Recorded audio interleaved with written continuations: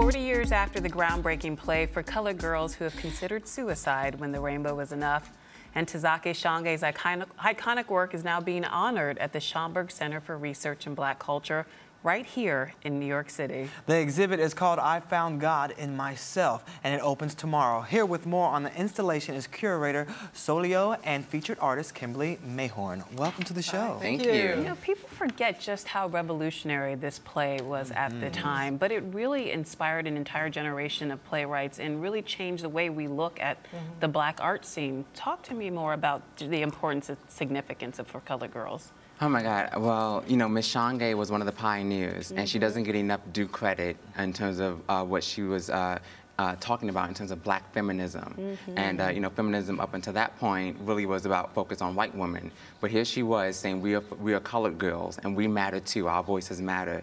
And that, you know, is synced with this campaign that we have today on Twitter, you know, Black women's lives matter. So this conversation continues, and she was there at the forefront in the beginning. And for you, how has it impacted your work and everything that you've been involved in as an artist? Well, the beautiful thing about working with Souleo is that he approached 20 more, well, at the Schomburg, 20 artists, but he has 2 satellite galleries.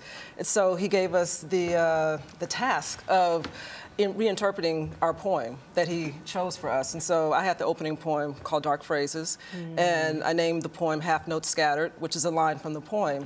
And what I was interested in doing was, in a contemporary sense of how do I bring the words to life through an installation where there's no text, where there are no images, and have like a connection with the audience.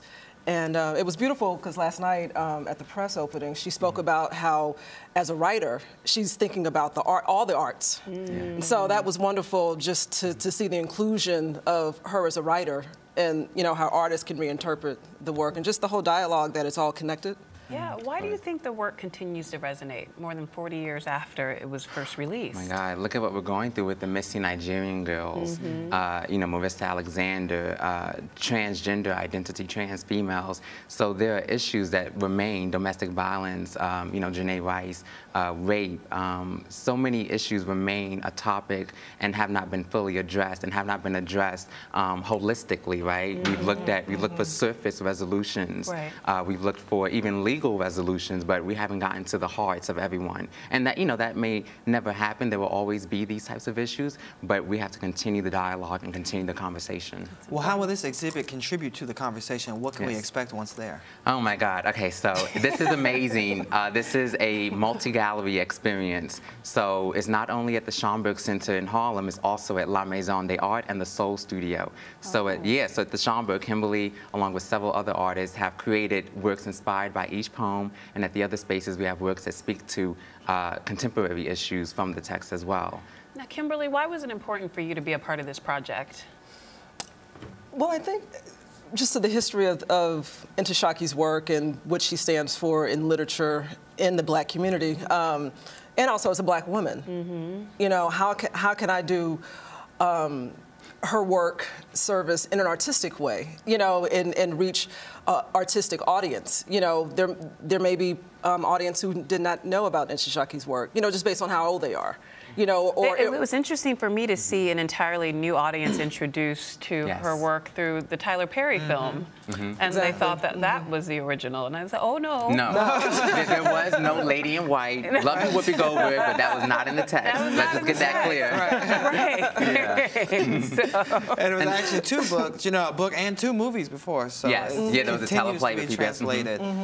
So who are some of the other artists that are featured in the exhibit, and how did you go about selecting everyone? Yeah, so this process, some of these artists I've worked with before countless times, like Kimberly, so I know I could rely on them and trust them. Yeah, it's very important to trust their vision. And then other artists, you know, I do a lot of research online, really, and then visit studios. So we have Renee Cox, we have Diane Smith, we have Bo McCall, we have Andre St. Clair, who is a trans female, we have Melissa Calderon, so many artists. So they come from all backgrounds, Asian, Latino, to show that this text really speaks to everyone. Yes, very multicultural. Did Ntozake have any input on the shaping of this exhibit? Well, you know, in terms of selecting the art and the artist, not so much. This was really to honor her and that's the great thing, that she trusted me And coming out of the blue, she didn't know me from, you know, paint on the wall, but I wrote this proposal. So you reached out to her? Yeah, I reached out to her. Yeah, walk us through exactly how it came to be. Yeah, so I'm also a journalist, so I was interviewing her last fall, and in my research, I discovered the 40th anniversary was coming up. So I said, let's celebrate this with an exhibition. I put a proposal together. Her team loved it. They said yes, which is amazing. And then I went to the Schomburg Center. That was the first space I thought of that could really respect the legacy of this text. And Dr. Kara Arledge, the deputy director, signed off immediately. She was like, for Color Girls, go. Yeah. Really?